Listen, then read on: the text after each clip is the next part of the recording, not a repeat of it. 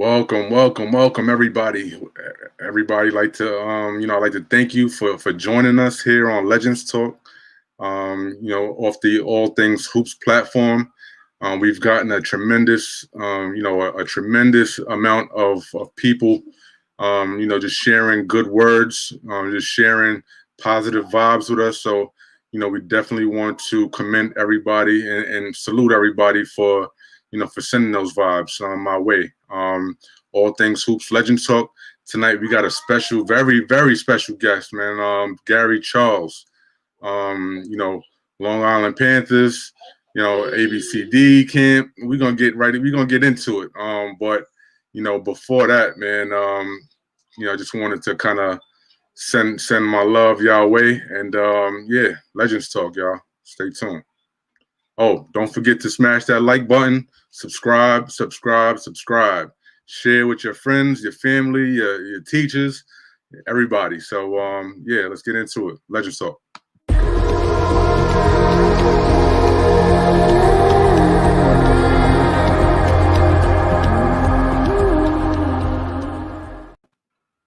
Mr. Gary Charles, how you doing, sir? How you doing? I'm great. How are you, Cal? I'm doing well, man. Thank you for for taking the time out of your schedule to come and kick it with me for a little bit. And like I said before off the air, man, you're one of those guys who's on my Mount Rushmores in terms of in terms of just basketball in general. So this is big for me. I really appreciate you. Well, I appreciate you. Thank you for inviting me. Right. So, ladies and gentlemen, before we get into it, we're going to, definitely make sure we thank Soul Pack, our sponsor for this platform, Legends Talk. Soul Pack is a bag company and designed for the basketball players out there. Definitely lend them a follow. You can reach them. You can check out what they have on the web at Soul Pack. I'm sorry, the website is thesoulpack.com, and you can actually see them on social media at Soul Pack on Instagram and I believe Facebook as well. But we'll get right into this quick commercial, and when we return, we'll be back with Gary Charles, y'all. Stay tuned.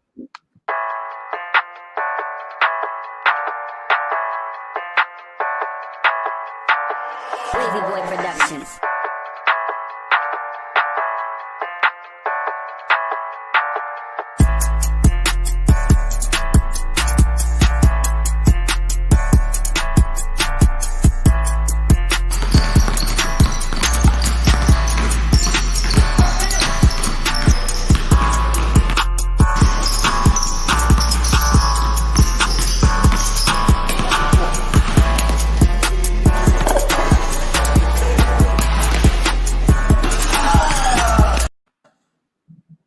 That was Soul Pack, everybody. But yeah, Gary, man, is a pleasure.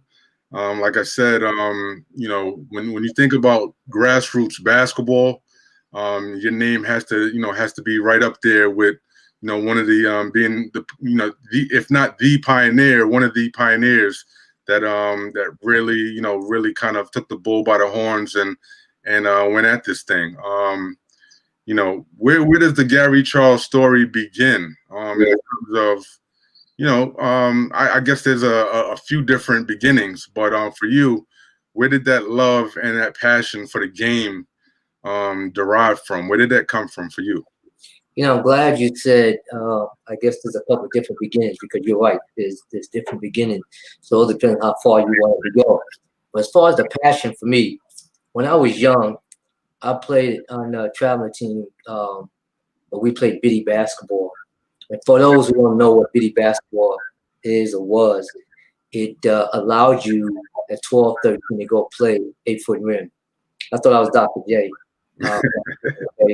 And being from Long Island and growing up in Roosevelt, at the same time as Dr. J, I really did feel like that. And it's amazing because Dr. J had played biddy basketball also. So it started from that, because I'm gonna tell you what I remember about that.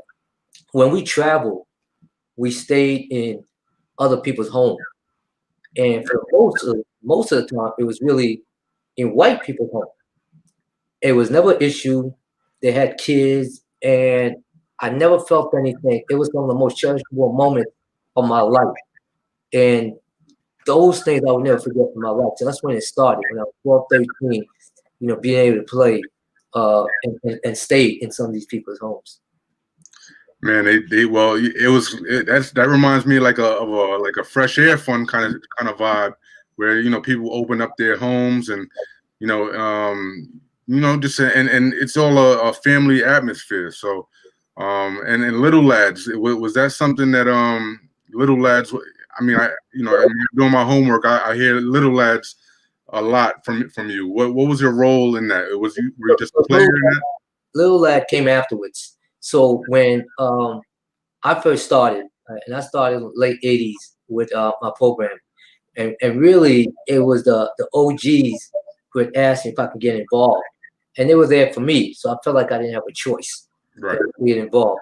So I created like a 200 or 300 team tournament for the kids in the neighborhood. I was doing a league really, and then I gathered the top players in that league, and I said, all right, let me do a couple of tournaments with them. And one of them was Lil Lad, and Lil Lad was in Trenton, New Jersey, and it was great. And as a matter of fact, I'll never forget, I saw a young man come walk in the gym. He was 12, 13 years old. At the time, man, we was walking out, but there was something about him that told me, you should watch this kid, because the way he walked like a pro, and he was carrying the balls, but he had like this calm confidence about him, and and when he talked like a pro. Then I watched the kid play. I'm like, this kid's gonna be a pro. That kid turned out to be Stephon Marbury, and it's something that I just never forgot at that young of an age, for him to have such a presence about himself. Yeah, once you see somebody. And I guess you have to have the eye too. I mean, once you see somebody and they just exude just confidence, and you just kind of know that they're going to be a pro. And how old was Steph at that time? 12, 13, but he was exceptionally young. And I was from Long Island, so it's not like I knew what was going on at that time in Brooklyn or the Bronx or anything like that. Right. What people don't know a lot of time. In Long Island, because it's the suburb, baseball season you play baseball, basketball season you play basketball, football season. So you just went through the different sports, whereas out there they played it all the time. Right. There was no social media or anything like that. Okay, so and understand this: if you got a call at home, if you went at home, you just didn't get that call. All right, so it's a whole different time. Right. At the time. So seeing Steph, absolutely right. And one thing you said is true. I tell most people, within 5-10 minutes, I can tell you if you have it or not. If people don't understand that, within 5 or 10 minutes, I could walk out that gym or stay to watch you. So keep that in mind. Definitely, man. You got to have the eye. And so just kind of fast forwarding a little bit into your coaching career. When did you realize that coaching was going to be, something that you were going to thrive at? When did you kind of take a liking to it and start that process? So I was actually working at Wall Street when I was asked to run those programs out there or create a program in Roosevelt, Long Island. So I started to do it, and I could see I was making a difference to these kids.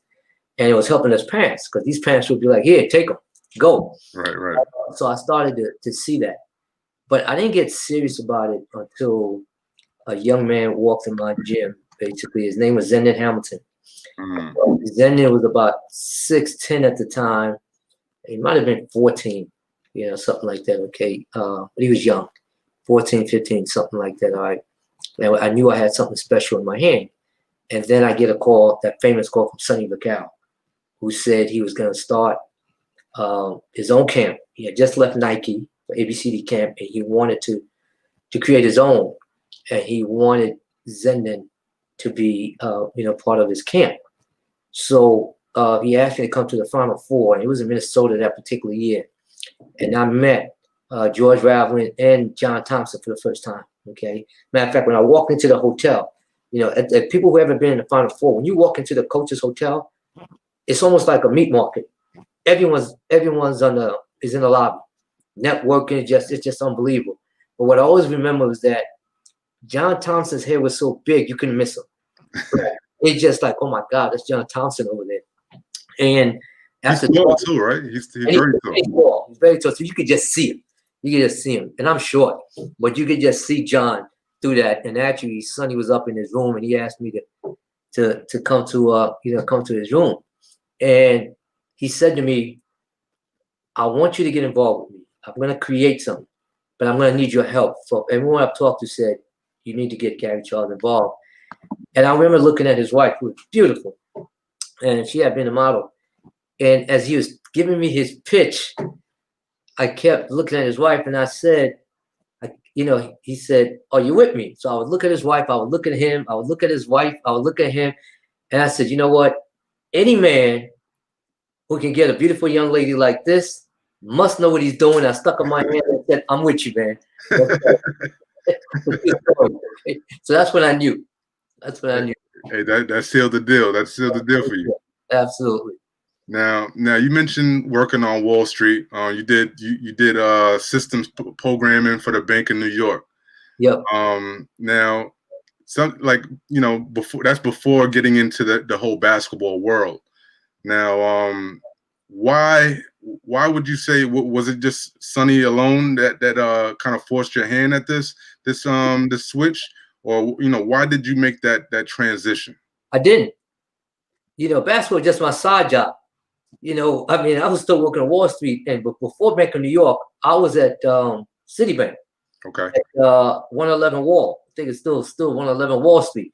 The Bank of New York was 1 Wall Street. So right. The whole time I was doing the basketball, my real job was still working on Wall Street. Like, people don't realize that.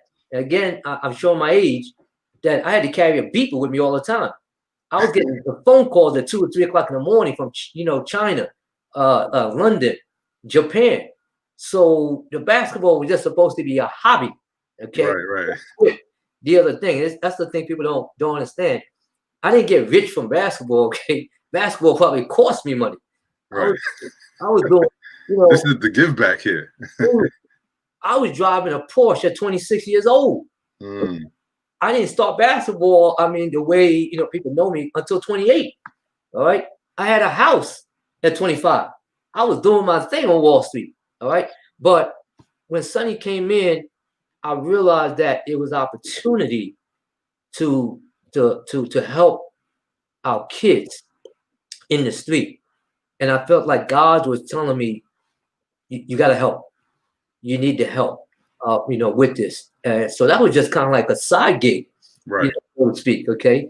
But Sonny's voice and listening to him made me realize that I could do a lot of positive in the community. What kind of guy is Sonny? We've seen the documentaries and things like that, but you being his compadre,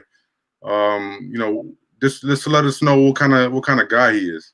Well, first of all, Sonny is, we call each other our best friends. Okay, so we speak probably 4 or 5 times a week, and sometimes 2 or 3 times a day. And sometimes we chuckle about the things that we created, that we've done, because now it's just the way it was, right? We weren't thinking we were doing it; we were just doing it. Right. Sonny is a tremendous guy who has a heart of gold. I think what helped him create, in some way, the empire that he created was he was so genuine. Him and his wife. When you meet him, the first thing is give me a hug. That's the Italian way. Kiss you on both sides of the cheeks. And everything else. And being from New York, I was like, whoa, what are you doing? I wasn't prepared for that. Right. We learned that it wasn't fake. That this is just the way it was. And Pam Vaccaro might be the sweetest woman I ever met in my life. Like, it is just so genuine about them. But don't mess with Sonny, because now it's over on your part. Don't mess with Sonny now. Okay? He's the ultimate. So Sonny would talk to anyone if it makes sense. And my job was to kind of like shield him from just a waste of time. Right. So if you got on the phone with Sonny through me, if I said, look, Sonny, boom, he said, okay, put him on. you 80% of the battle was already done. You just didn't know it. And Sonny was like, I used to call him the 2-minute man as far as conversation, because the 2 minutes he was gonna do the deal or not do the deal, but boom, off and gone. Right. He kind of already knew if they can get through the gatekeeper, then it must have been some good something worthwhile. That's exactly right. So I mean that's with respects to ABCD camp. But in terms of did your program actually come first, or did you have that up and running? So I had a program that actually started out as Roosevelt PAL, because I was only having kids in my small town. But as you mentioned the Little Lad. When I went to the Little Lad, now we're playing against some real competition. And I kept like, man, where these kids come from? And we played a kid in a different tournament near Little Lad it was called the Jim Dooley Delaware Shootout at the University of Delaware. And we played a kid, and he dropped 40 points on us. And I was like, oh my God. The kid's name was Travis Best. Okay. And for those who don't know, Travis Best ended up going to the NBA for a while. I think went to Indiana. Out of Massachusetts? Out of Massachusetts. Travis was all of that. So I realized, like, oh. And then I started to see some other kids. And then we went to the Little Lad. And the Little Lad, as far as I'm concerned, was going to be my last tournament of the year. Because remember what I said to you. After that, typically now we start baseball, whatever, boom. And now I was watching the Gauchos play. And it was probably around that time. But it wasn't, Stephon wasn't with them then. He was actually on a team called Young Life.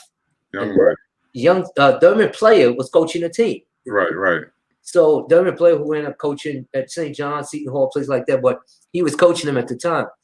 And afterwards, I said to someone, no one in particular, I think it was the Gauchos coach, Dave Jones. I said, well, we're done. And he looked at me, what do you mean done? I said, yeah, we're done. I mean, we got to go on to the next. And he said, young man, if you want to get good in this sport, you got to play this 24/7.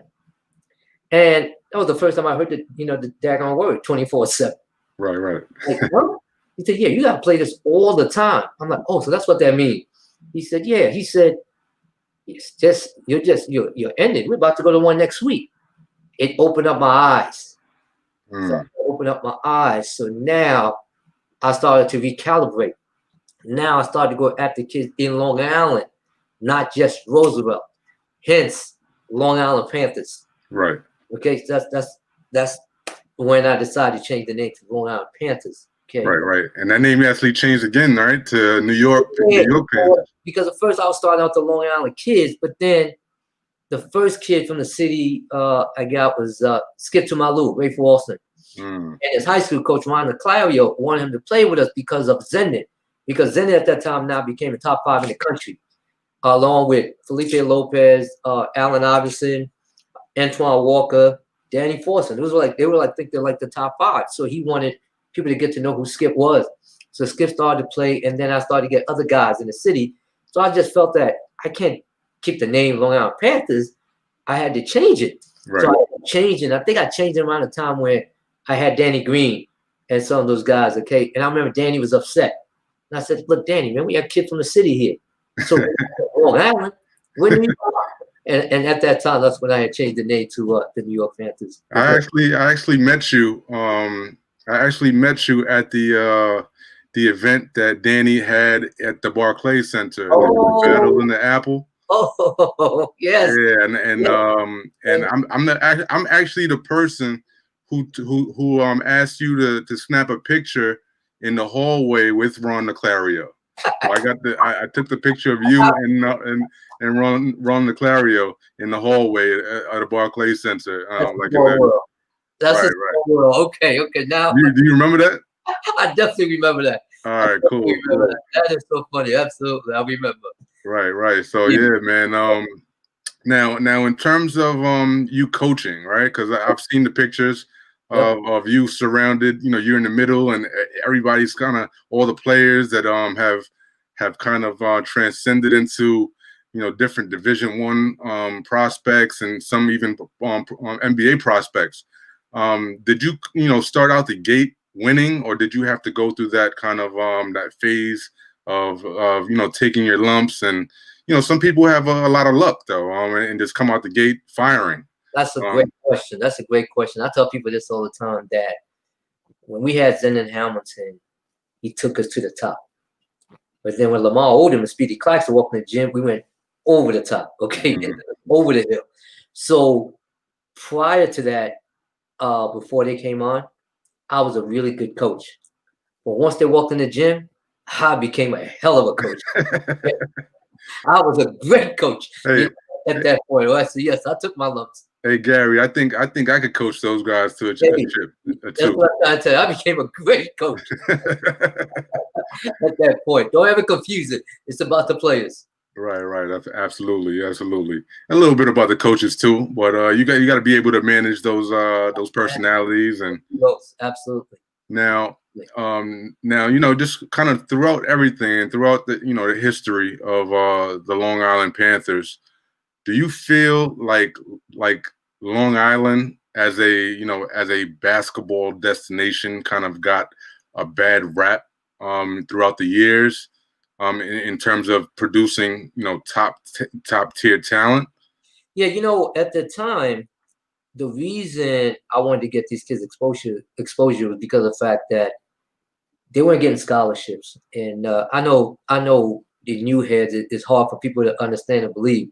There was no scouting services like that, back then. Okay, it was word of mouth, so to speak. So if you went from Brooklyn or the Bronx, Manhattan, Queens, people didn't think anything of it. They figured like you in the suburb, you eating ice cream, and you going to the swimming pool, you're not a player. But what people don't understand is this is before my time. I mean, not before my time, but younger than me. But I played against Matt Doherty in high school, so I'm showing my age again. Okay, Billy Donovan.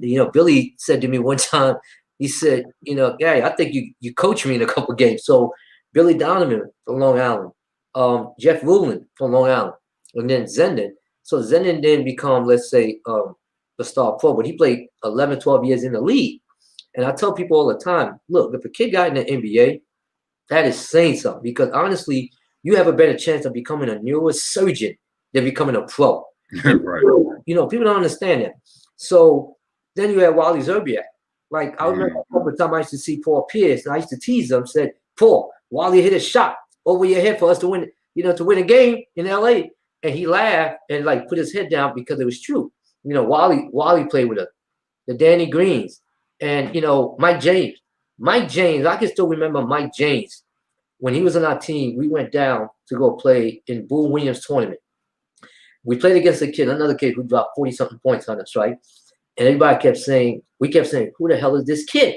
It's like, oh, that's Bubba Chuck. And we're like, Bubba Chuck? Mike James was sitting on the bench. And he said, Coach, who's Bubba Chuck? And someone understand, that's Allen Iverson. Mike James ended up, not a better career. He ended up last in the NBA longer than AI. Wow. Amazing, in itself. So another guy, AJ Price, there's guys in Long Island who have made it, and people don't understand that. Okay, that everyone didn't come just from the city. Right. All of a sudden, if they was in the pros, now all of a sudden New York City was going to claim them too, which is fine. It's supposed to be that way, but you weren't claiming them before. Elton Brand did not come from New York City. Elton Brand came from Peekskill, New York. All right? Right. And before that, we were like, Peekskill, get out of here. But guess what? He made it. So now he's one of us. Right. So I think Long Island used to get a bad rep until we came along. And back then, it was only Riverside, Gauchos, and Madison Broncos with a team. And then Zeke came in with Brooklyn, USA. But that was it. Right. There wasn't like a team at every corner like there is right now. Right? And I think that's someone that I was having a conversation not too long ago with somebody about that, New York City kind of falling off the map, so to speak. And I said, back in the day, there were only a handful of teams. So all these teams were stacked.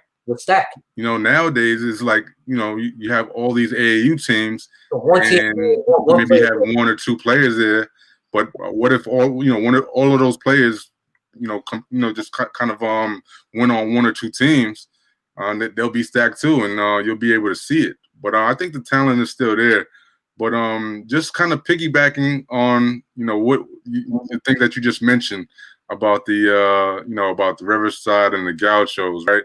Now it was undeniable, right? It's undeniable that Riverside and Gauchos were two programs that were undeniably great, right?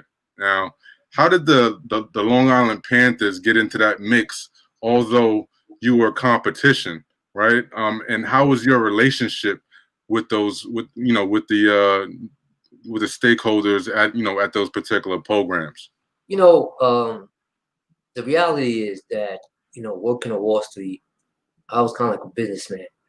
When I got to the game, same way you see me dressed, that's the way I was dressing. I've been dressing like this since I was in the 8th grade. And I remember my friends would say, "Man, why are you dressing like this?" And I would say, "Because I'm dressing for success." And what I want to tell people is this: is that you want to become something, to carry yourself that way. Okay, people are gonna look at you the way you present yourself. So when Riverside and Gauchos saw me, this is the way they saw me. So they respected me.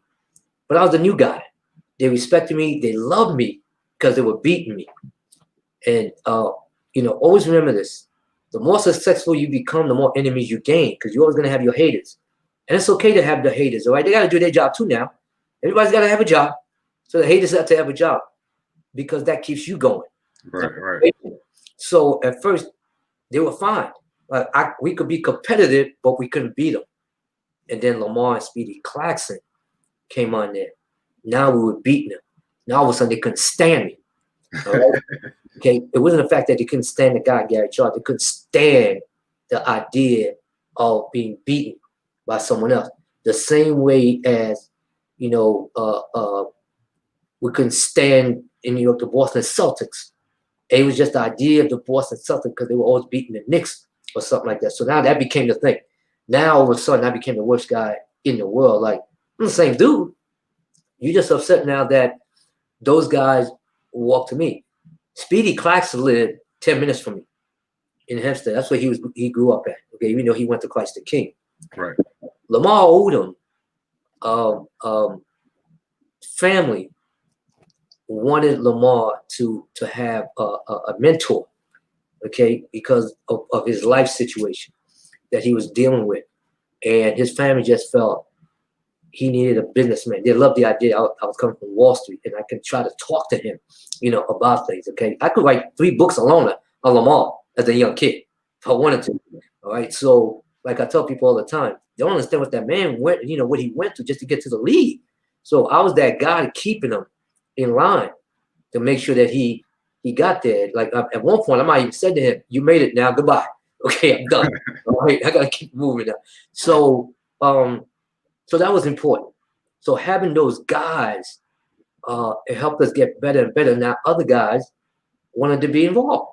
The parents wanted their kids to be involved, okay? Because I was a black man. Now remember now, Ernie Lurch was a white man. Lou Dalmato's Gauchos, a white man. All of a sudden, here comes a black man who was coming in and helping these kids. And it's almost like they looked at me like, "Who do you think you are? Right. Who do you think you are? You know that's coaching our black kids, so what? I can identify better than you can." So that was all part of it. But remember now, I wasn't scared. I'm working on Wall Street. My man, this is like a side hustle for me. This ain't my real job. Okay?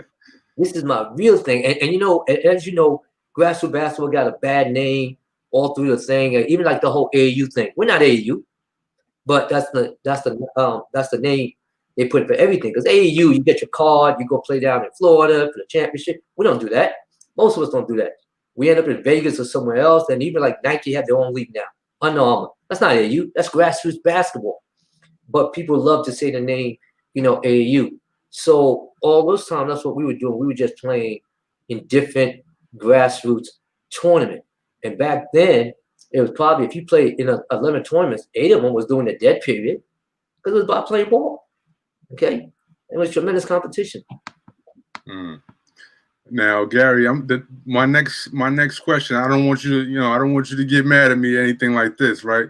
But I want to share a picture with you, right?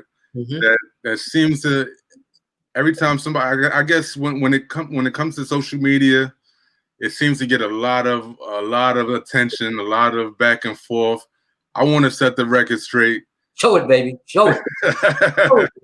I want to set the record straight right here, right now, with my guy Gary Charles, man, and you could let the world know what it is and what it's not.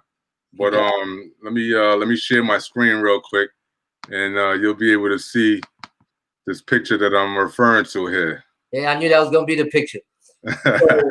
So let's talk about this picture real quick, man. Everybody claims that this is the greatest AAU team ever assembled.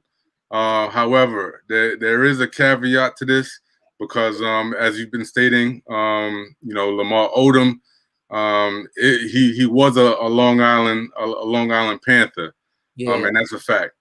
But in terms, I'll let you carry on. Go ahead. Okay, so let's talk about this picture. And let me say this to all the people out there. Stop with the revisionist history. As long as Gary Charles is alive, I'm gonna correct y'all because I was there in the beginning. So stop already, okay? I'm still alive, okay? So here's what happened in that particular picture. We had played in something called the CYP tournament, which is held in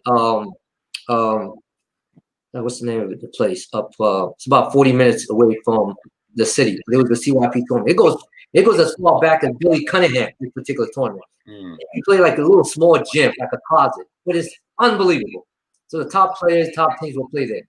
Well, we lost that particular in the championship to Riverside. All right. And in that picture, and you can pull it up again, in that picture, so Lamar was upset. He took his jersey off, the Panthers jersey. Okay. I want you to show a jersey, the picture again, because I'm gonna. Oh yeah, we're gonna get it right now. Okay, because I'm gonna show you something so people can recognize that. Now, if anyone ever knows anything about Riverside, Riverside was always a Nike team, always. Matter of fact, in the beginning, Riverside would not sign with a shoe company because they had the money. I always remember Ernie Lord saying, "I don't need the shoe money." All right, fine, Ernie, I'll take it. So eventually, when he did it, he went with Nike. If you take a look at that shirt. Okay, that's an Adidas shirt Lamar is wearing. Yeah. Because he was sponsored by Adidas with Sonny. If you also notice, he's the only one without a shirt, a Riverside shirt. There's a reason for it, because he wasn't with Riverside.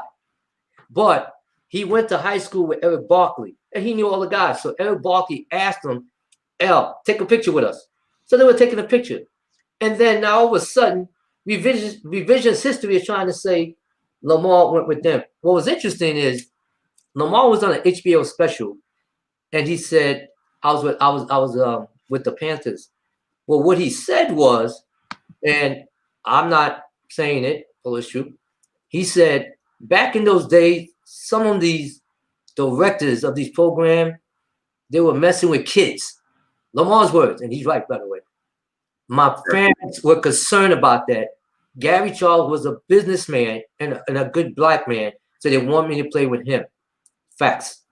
So now, let me also say this, okay? Because again, I want to be truthful. The year that Riverside won 50-something games, they were unbelievable. That was the team that was tremendous, 56-1. Right. Now, here's a story that people don't know. Again, everybody, remember the time. This was even before cell phones. Riverside comes out to California with their team. They lost. That's the one game they lost to Baron Davis' team, which was tremendous. We had beaten Shea Cotton's team in the other semi, the Panthers, Lamar and Khalid El Amin were my two studs at that time. We had 13 Division I players on the team. And again, it's like you said, Cal, it wasn't 100 teams in New York, so we all loaded. Right. And so Riverside lost, but we won. But we had to get to Vegas to Sonny's tournament. I said, "Sonny, we made it to the championship. We didn't know if we were going to make the championship." He said, "That's great. Now get your ass in your van and get to Vegas." I'm like, "But Sonny, win the championship." "I don't care. Get to Vegas." So we had to leave. So now Baron Davis and who had already beaten him, refused to play Riverside again because the guy didn't want to lose his gate. I understand that. Easy Washington. So he let Riverside play against someone else in the championship, and they won it. So they claimed they won the championship. They didn't win the championship. So you see, guys, I'm telling you the truth. And if you don't believe me, Carl Hobbs, who is the assistant coach at Rutgers, he was there because he was recruiting Khalid Amin. He would tell you that's a fact. Now, here's the next thing about Lamar and that T-shirt. We beat Riverside at I-State Championship. Lamar and Speedy Claxton are co-MVPs. Lamar has that same shirt on. So next time, I'll bring that damn picture on, okay? But I will say this, guys. That year when Riverside won all those games, Lamar did go play with them in a tournament. That's true. Lamar went to Bob Gibbons with them because we weren't going to Bob Gibbons at the time. So he said, Coach, do you mind if I go play with them? I said, okay. I'm like, hey, go do it. I didn't know 20-something years later, 30 years later, now people are going to say they were going to claim Lamar. Right. Yes. So he did play in that one tournament with them. And they actually lost in the championship. But that was your guy. But that was my guy. Like, come on. But it's like I said to everybody. I guess like the NBA, if you went to a team for a week, I guess you could claim them that he played for you too. Is that what we're doing? Hey, man. I didn't want to when I posted that picture and I got that response from everybody. It was like, man, I didn't intend this thing to take, to get legs like this. But I guess any publicity is good publicity, right? Hey, listen, they've been putting that out there for years, and I called Thurman on that because Thurman coached that team back then. I said, Thurman, you are hurting the kids that were on that team because now you're giving more credit that Lamar is on there and not the other ones. And he said, Gary, it's not me. As a matter of fact, we have a T-shirt. So they had a T-shirt about that team. And you will see Lamar's name is not on that damn T-shirt, but it shouldn't be. So literally, that was 96 when they won all those games. We have a picture also of us at the Las Vegas Big Time, Lamar being with us. So he couldn't be in two places. Okay? Right. I mean, they did have a hell of a team. That doesn't take away from that that team. That's Ant Glover, Ron Artest, Eric Barkley. That's a hell of a squad. Dude, Anthony Glover was considered a man-child at the time. He went to St. John. They had Reggie Jesse. He also went to St. John. Don't disrespect those guys. You had a heck of a team. Sharif Fordham. No, that's a fact. That's a fact. Yeah. Now, all right. So let's close that book. That's the record. The record is straight. Now, fast forwarding a bit, you decided that to make a governing body for the AAU kind of world. Sort of like in the mob they do the commission or what have you. Now this was the basketball world, the basketball world's commission, for lack of better words. Correct.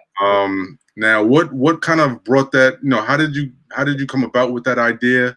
And how did you get that actually rolled out?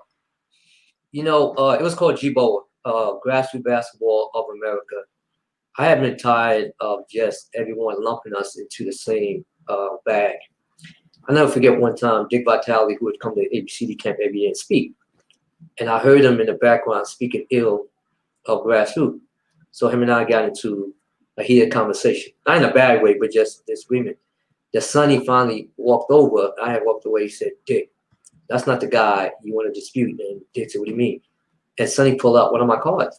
And it said Gary Charles, Citibank, Wall Street. Dickie B couldn't believe it. So the point was, stop putting us all in the same bag. So I said to the guys, look, if we want to change the perception of what people think, who we are, we need to come together as a body and make some decisions for across the country.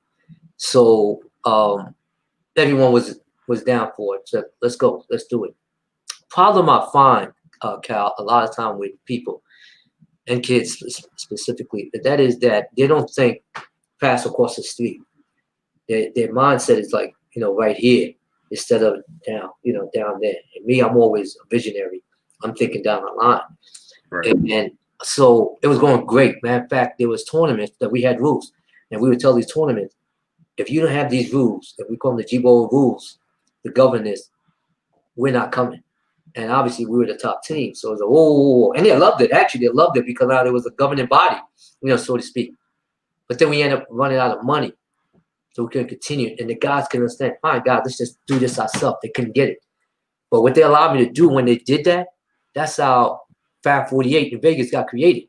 Now it's called a Big Time because they jump off the bandwagon. And I said, I told you to stay on the bandwagon. And some of them go like, oh my God, I can't believe that I didn't stay on. Okay. And it's just like now, we have a new organization called ABIS. I don't know if you heard about it, but that's my new venture, which is really, it'll probably be the most important thing I've ever done in my life. And it's advancement of blacks in sports.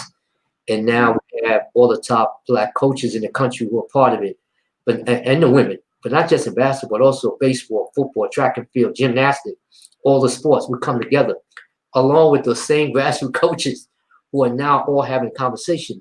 And this all came about after the George Floyd, because at some point, Cal, we had to stop talking the talk and had to be able to walk the walk. Right. And all of us were affected by what happened with George Floyd. And so I put out a video that went viral. And then I reached out to Zendon Hamilton from Florida State, close friend of mine. I reached out to Dave Later from DePaul, one of my closest friends. Started to reach out to people. I asked Leonard to reach out to Vivian Stringer, and she came on Thomas Daly. And by the way, let me give you a little trivia. Vivian Stringer was the women coach at Cheney State when I went to Cheney. Okay. And she just could not believe it. And we had a great conversation about that. But then she helped me reach out to other women. Felicia Hall Allen is the first one I reached out to. She's unbelievable. And she brought in 30 more women teams. So it's been tremendous. And now we've been able to have meetings with the Black Caucus. We've had meetings with the Biden campaign. So we've had meetings all over the place with people and trying to make a change. We've done summits. We did a Georgia Get Out the Vote campaign last month. Chuck D, who's on the board, spoke. Ray Allen came, spoke. Those are the type of thing we're doing. Ben Crump, human civil rights attorney, is on the board, right? ABIS is just something that, that we're carrying out from G-BOA, except I've expanded to all the sports. And now it has opportunity to really carry on. We want to become the NAACP of sports. Wow, that's big. That's really huge. And I think that you guys should have a division for media as well, because the media is not well represented by people of color. You know what I'm saying? I'm glad you said that, because one of the things that we've said is that we have to change the narrative. We have to stop allowing people to tell our story. We need to tell our story ourselves. So it's funny that you said that. So we have a couple media people on there. So, for example, LaChina Robinson from ESPN, she's part of ABIS. So sometimes when we do these summits, she's our moderator. I just spoke with Chris Walker yesterday, who works for CBS Sports, with basketball analyst. Well, actually, he's the coach of Villanova. He's going to join. So we have other media people. So we would love to have you come on, because we need a media division. So that we have stories to tell. It should be to you guys. I remember one person said to me, "Yeah, we have to get to the point where when our kids are committing, why are they going to the White Scout to tell the story? Why aren't they giving us the story first?" So we heard ourselves. One of the guys who made a statement, and I love it, Terrell Myers from We Are One. Right. Okay? And he said, "We have the oil and we keep giving it away." We need to understand that. Right. We possess the oil, which is the kids, which is the stars. And we just let them take it. We have to stop all of that. We need to be able to help each other if we want. Absolutely. I mean, I second that. And we recording this, man. So I'm gonna run this back. I'm gonna run the tape back on you, man. If I want you to. Let me tell you this. It's like I tell people say, "Well, yeah, you sure we want to go that far?" My man, we've been waiting for 400 years. How much longer are we gonna wait? How much longer are we gonna wait? So I want to hear that. Well, give it a little longer. No. We gave you 400 years. Now it's time for us to band you together, and that's what we've done. The idea that, by the way, Dr. J's involved. Dr. J's on the advisory board. Okay, so when you get people like that, that tells you what we're doing in regards to ABIS. Michael Hosfeld, and by the way, it doesn't mean that we don't have white people, because we do. We have allies. Michael Hosfeld is the gentleman, the lawyer who won the NIL case for Ed O'Bannon against the NCAA. He's on the board. Okay, Wow. we have so many people on there. It's like woof. And Cal, when I say no joke, I mean no joke. I didn't know Kwanzaa Martin until he became an ABI's mentor. Kwanzaa Martin is the head coach of Missouri. Right.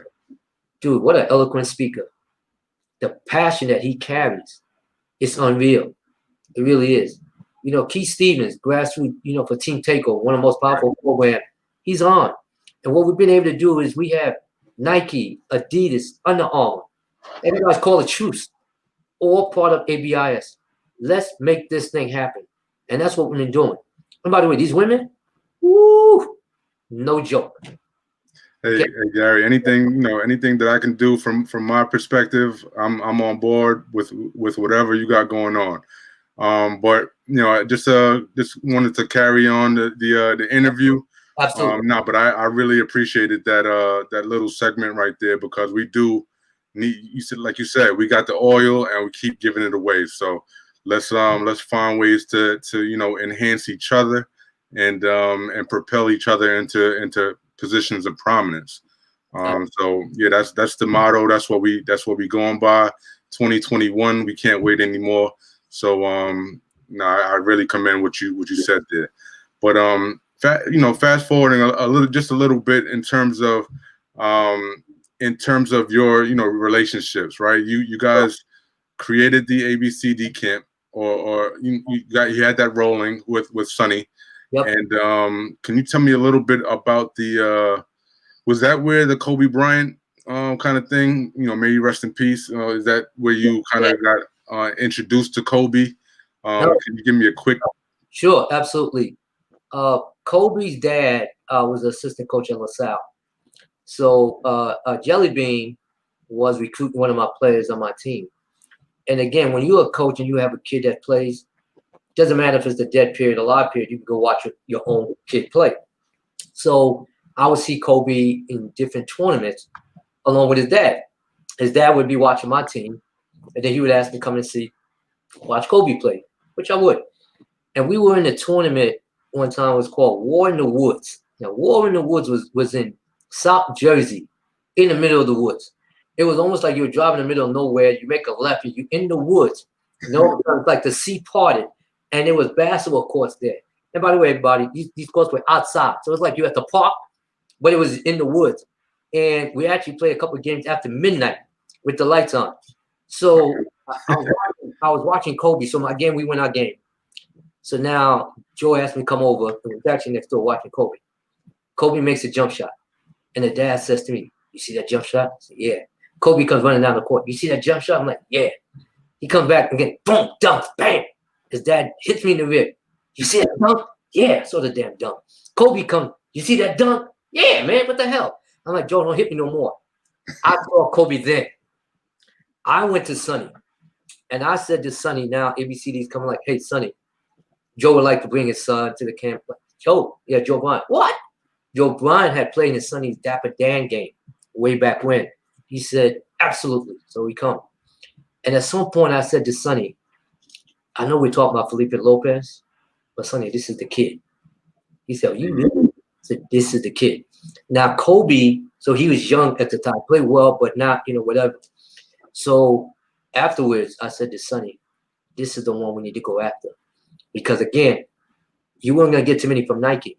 So he said to me, "Sure you can do this?" I said, "I don't know, but we need to get started." So what was happening, Cal, Joe Bryant would be driving to my house in Long Island.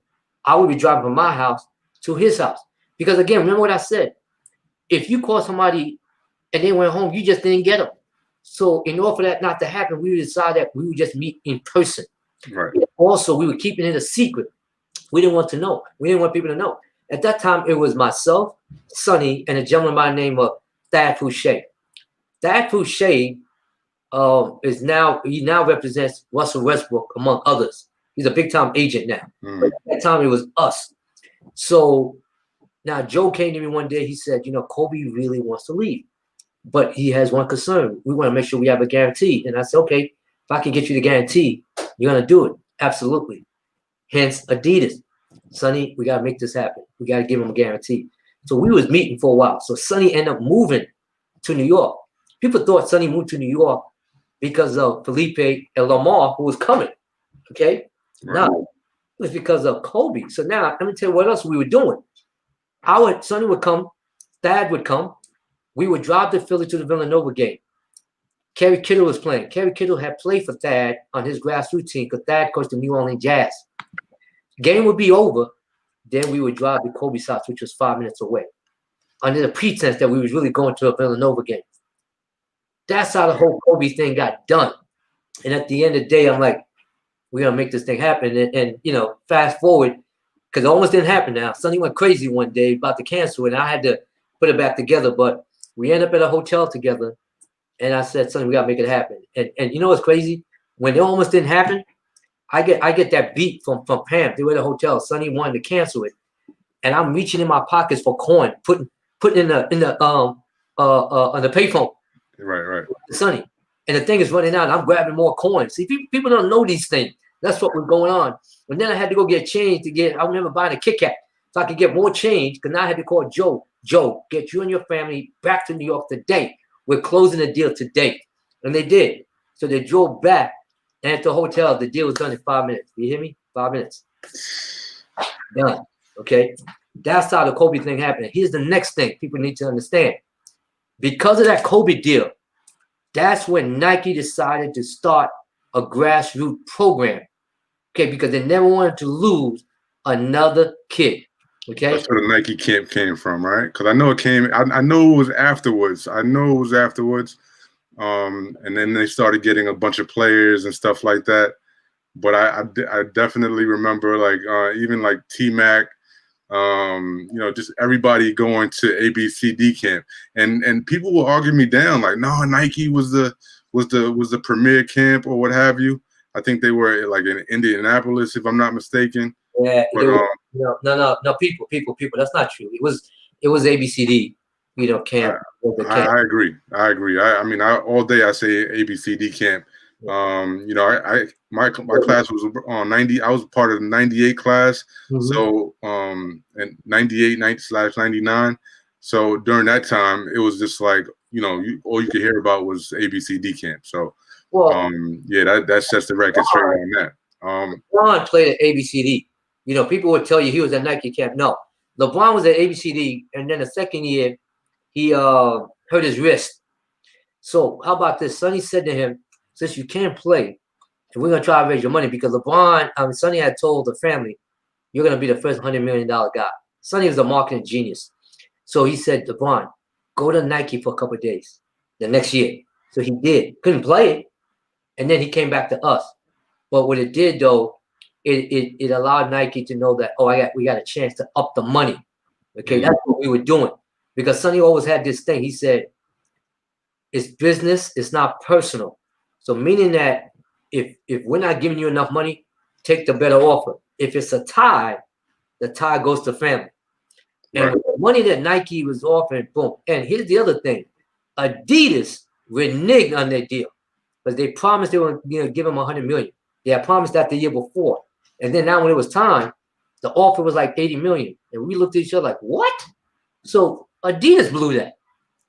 And that's the reason why, you know, a lot of the reason. I'm not saying it's definitely going to happen because at that point, you know, Nike was making obviously some, headways, but Adidas really shot themselves in the foot.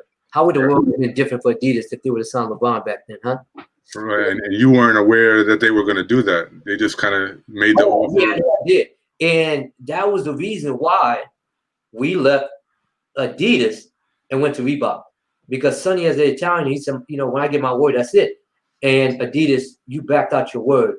He felt that he could stay, and he ended up cutting a deal with Reebok the following, 2 years later, for us to go to Reebok. But the ABCD camp still kept going because the ABCD camp was owned by Sonny. Right. It's like you brought you brought them all the way here. We got them. Now do what you got to do. What you got to do? Seal this deal, and they screwed that up. They did. Hey, but everything happens for a reason, and everything plays out the way it's supposed to, and in terms of my beliefs. But Gary, what do you think about today's the current state of grassroots basketball. Like, we got guys like Imani Bates out there, who they classify as like the best prospect, regardless of class. You got Chet Holmgren, guys like that who are 7 foot, 7 feet tall, and just have a lot of different things in their bag as far as their skills. And they've enhanced the game. After this game became global, a lot of bigs started developing more of a jump shot, more of an outside presence, and more of a handle. What do you think about just kind of the current state of grassroots basketball? Do you think it's on the upswing? Do you think it's on the decline? What are your thoughts? Well, as you and I were alluding to before, in that you had a lot less teams before, so you were able to create a lot of talent on the same team. I was fortunate, and most people don't even realize this, to coach over 20 pros, maybe 24, something like that. People don't even realize that, because my goal was the end goal. And a lot of grassroots coaches get caught up in the mud. My kid is not ranked. My kid's not ranked. And I used to tell the kids, don't worry about that. Our goal is for you to become a pro. That's what we're going to worry about. Okay, the end goal. So that's how the Danny Green, the Mike James, even Joe Kim Noah, they weren't ranked. Again, because they listened, and I had a road for them to go to. I'm like, just follow this yellow brick road. Stop reinventing the wheel. And a lot of these coaches just want to get off the road. But man, the yellow brick road has been written. It's been around for a while. Just follow it. So kids like Imani Bates come every, maybe 10 years. When I first saw Imani, I thought I was looking at Penny Hardaway all over again. All right. And a lot of people who are a lot younger don't remember Penny Hardaway. Penny Hardaway was just unreal. He really was. He was a monster. They heard his back, but unreal. And that's what I thought, I was seeing. Yeah, he definitely got that slim build.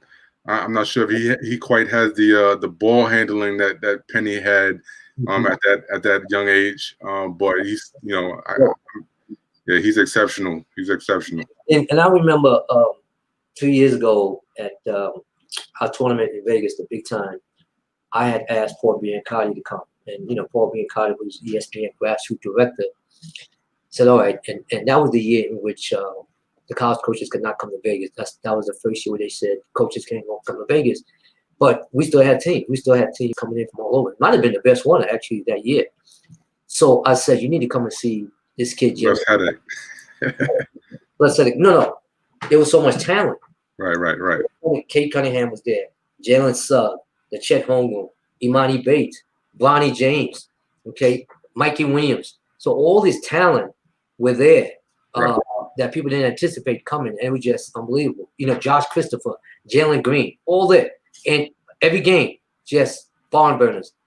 And after Paul got a chance to see Chet and those guys, he realized just how good they really were. And I remember saying, you might be the coolest white kid I've ever seen, man. Where you get your strut? Because he got that little strut. Right. And I come up with the fellas. So this is all I know. This is who I am. So I think those guys are phenomenal. Let me just say that, okay? I think that grassroots basketball is fine. The problem is, again, it's all spread out. Like a guy has one guy, and then he gets 11 other kids to put around that, okay? Instead of maybe combining it, sometime. But here's the other thing. When people talk about New York basketball is down, what have you, here's what I say to people. I remember when the Dream Team was around, and when they went out, because they were so good, they allowed the rest of the world to start playing more basketball. And now you start to see more talent out there. When us and Riverside went out across the country to play, they were calling us the Dream Team. And what it did is that I remember some friends who told me they started putting a team together in California and Texas because of us. So to me, it's just that those states like Florida and Texas who were just playing football started to play basketball. And once they started to do that, now they were catching up. Right. With New York, with the Philadelphia, with the Chicago. And that's honestly how I see it. Okay. Baseball went down. Some of the same kids maybe that were playing baseball back then and now just playing basketball. or some of the same kids who might be playing football, now they're playing basketball too. Jalen Suggs was a two-way player. He could have went to football, but he decided to, play basketball. So that's how I see the evolution of this. It's just that it's just growing. The problem is that we're also growing teams. That's the issue. Right. If it was more condensed like before, I think you would really see. Right. Now, yeah, definitely. Like you said, like we mentioned before, like if there were less teams, then we'll be able to see, clearly see the talent. Now you got to kind of sift through, and you have to have that eagle eye in order to decipher who's who and what's what. Right. And you can't just do that. You can't just have that eagle eye after 1 or 2 years of work. This comes after 20, 30, 40 years of seeing guys, and it doesn't come easy. Cal, I'm watching kids now getting degrees. God bless them for sports management, and I'm seeing guys teaching sports management. I'm thinking, I don't remember seeing any damn guys when Sonny and I was out there rolling around. Where did they come from? How are they going to teach this? But God bless them. So you're right. You got people out there, been around 1 or 2 years. They have a scouting service, huh? So just different, man. It's just different to me. Hey, I say that about the media as well. Just a few years ago, there was nobody on the sidelines, and even like right before COVID, like the summer before, it was just like so many just kind of media personalities, people with cameras. It's like you buy a camera, hey, I'm media now. Yeah. It takes a little bit more than that to step in that arena, and it's kind of disheartening for the people that's been on the grind, really putting in the work on the back end. But the work speaks for itself, and the cream rises to the top. So it is what it is. But in terms of you, kind of having this this whole interview come full circle, right? We're closing in on that hour, so I definitely want to be respectful of your time, but I'm gonna leave you with this, right? This last, you coming up in Long Island, the OGs kind of they trusted in you to take the reins in providing these resources to the youth, right? And so, have you gotten to the point yet where you are looking, for the next generation of Gary Charleses out there, and Sonny Vaccaros out there that are coming up,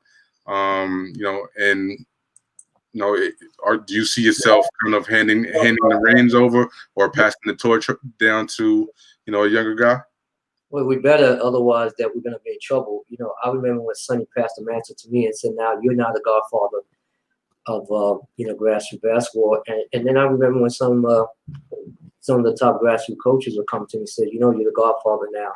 With this, and Cal, it's amazing. I feel like I just started, and now it's been over 30-something years that I've been involved. But yes, I see certain guys, like I'm a big fan of, let's say, Terrell, Myers. I'm a big fan of Jay David, who coaches team Jayhawks and exactly Munch, so and they call me, like, how did you last this long? OG. I mean, every other day we got problems. So I appreciate the fact that they call for advice. The Atos, from Compton Magic, okay, top Adidas team. Right. They call me Keith Stevens, and I talk all the time because I'm always teasing Keith about a lot of things. So all those guys, they're coming up, and one of them is gonna have to step into that shoe, because I can't be around, forever. But here's the other thing I will say: we need to protect, our kids, okay? And there's some guys who have done some bad things, and as I've said before, in every sector of our country, there are some bad people. You have bad cops, you have bad teachers, you have bad media people, right? Right. But they're more good than bad. We just have to remember why we're doing this for. We're trying to elevate our kids.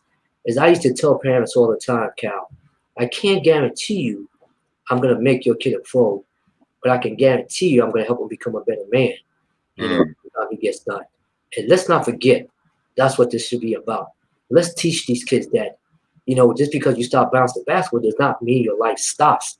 You can become a coach, you can become an AD, you can become an administrator, you can become all those things. And until we explain that to our kids and let them get in those positions, we're going to be in the same situation that we are. Because every time we go in for an interview, we don't see us. Okay, we don't see us. So we need to start educating our kids to understand it's okay to become that. Okay, so that when somebody does come in for an interview, you can hire them. And that's an even longer longevity in that. Because people understand that the average basketball player career is 4.5 years. So what are you going to do after that? That's what we have to do. And that's what I'm trying to teach a lot of the guys, young guys that I'm talking to, right now. We have to keep this going, but we have to keep this going in the right way.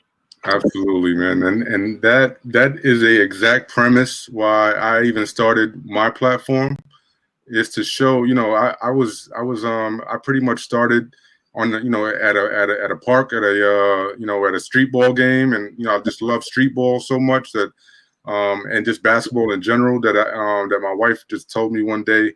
She's like, hey, you write pretty good. Won't you start a blog or something like that? And I'm not really into that. And just kind of as the time passed, I gave it a shot. And now from that idea, fast forward maybe a year or so, I'm finding myself, in Madison Square Garden, courtside, or in the locker room, interviewing Michael Beasley at the time, or whoever it was. Going to Villanova games and covering all types of games that I've seen on television, and now I'm up close and personal, or even guys that have taken a liking to what I'm doing, like Kenny Anderson. Gave me the opportunity to meet him in person and give it and interview him. Rod Strickland as well. These are guys that I've grown up watching on television. So for them to to just give me that recognition, it kept me going. And now I want to show the youth out there that, hey, you don't have to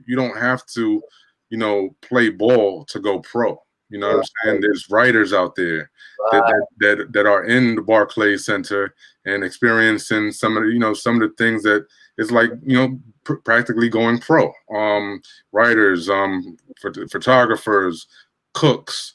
You can be a chef for one of these for an NBA player. You know what I'm saying? So there's other ways that you can go pro other than just pouring your heart and soul into playing basketball. And that's what I try to instill in everyone that I come in contact with. But this is $1 billion business, so these kids need to recognize that it's billions of dollars in this. So it takes a lot of people to make this thing, happen. I look like a young lady like Krista Chin. Krista Chin is the second in command for the NBPA association, and her nephew played for me. Okay, and she was in that position at the time, but look at her now, rising to the top. There's opportunities. I'm thinking about like Charles Monroe, shoot. Okay, I remember shoot way back when, bringing in Eddie Griffin, bringing in the Rasul Butlers. Right. Those things. People don't know. Shoot didn't just get started, man. Shoot been around. He's been around for a while, man. And I couldn't end this interview right here without thanking my guy Shub. Definitely connected the dots, between myself and Gary, and always show love to my guy Shub, man, out of Philly. Everybody, All City Classic. Definitely, look at what they got going on too. And that's my guy. So like I go by the mob code. Is that a friend of yours? So if he's a friend of yours, he's a friend of mine. So when Shub called me and said those things he said about you, I'm like, I'm in. It's a friend of yours, then he's a friend of mine. Let's go. Right. Until proven otherwise. Until proven otherwise. Period. And and Shub has never pointed me wrong in the wrong direction. And the same way I've never done that to him. And he gives me a lot of love, and he'll tell people, Gary Charles, the one that helped me, boom, boom, boom, boom. Okay. And you know what? And he stayed true, to him. So just like you said, until proven otherwise, you're my guy. All right. And Cube has always stayed true, to who he is. Right. The fact that he's a very good friend of mine. Hey, but hey Gary, we actually over the hour, man. But I'd like to again thank you for this conversation. Thank you for taking the time out of your schedule. You are on my Mount Rushmore in terms of just basketball in general. When you got guys, when you're looking at guys like or you're hearing about guys like Sonny Vaccaro, and you got Howard Garfinkel, Tom Konchowski, these are all guys that have made great impacts to the game of basketball, right? But we have a Gary Charles, which is one of us. You know what I'm saying, in terms of being a man of color and being able to not only last in this game and sustain your position of power or what have you, but you're highly respected and a respectable man. So I salute you. Commend you on everything you've done in the past and everything that you'll continue to do in the future. And with that, we want to end this interview, man. Again, thank you. Well, I appreciate you. If you come down to the Las Vegas Big Time Tournament, I'll leave the door open for you. All right. Now, hey, I actually work with Nigel Caldone of Ball Star. I know Okay. he had a conversation with you not too long ago. My man. And I work with them, to try to get their app out there and in the hands of all of these different leagues and teams. So I love it. hopefully, there could be some business down the road with that. But if not, if not that, then definitely, something all things hoops related. But thank you for the open door policy there. I appreciate you. My man. All good. All right, be well, man. Take care.